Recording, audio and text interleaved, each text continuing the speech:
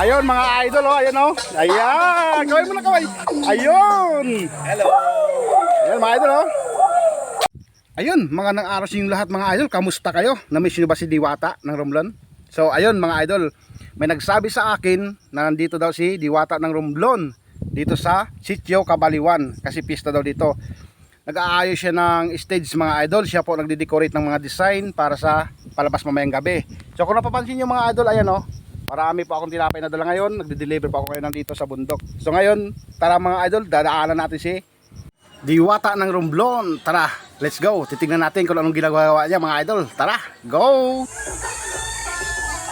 So ayun mga idol, nandun si Diwata ng Romblon. Puntahan natin mga idol.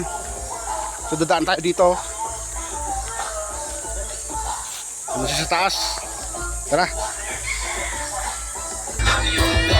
So si Lambe. Si Diwata ng Romblon. Ayun mga idol oh, ayun oh. Ayan, kaway mo na kaway. Ayun. Hello. Ayan mga idol oh. So nandito siya, ayun, nakaayos. Ayun. Let's go. Let's go. Ano? Okay. Lakad.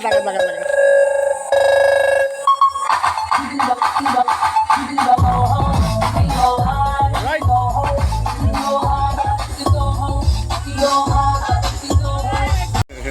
Ayun mga idol, magkasama na naman kami ngayon. Nagkita na naman kami ngayon ng kaibigan ko. Ayan o. Alright. Nag-aayos na sa taas.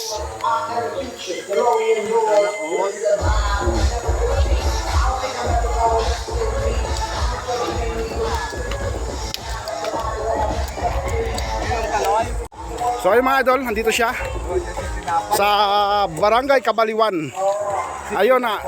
Ay sityo lang ba? Sityo? Sityo Kabaliwan mga idol. Ayan, naglako ako ng tinapay at nadaanan ko siya. Yun. Okay, bye-bye.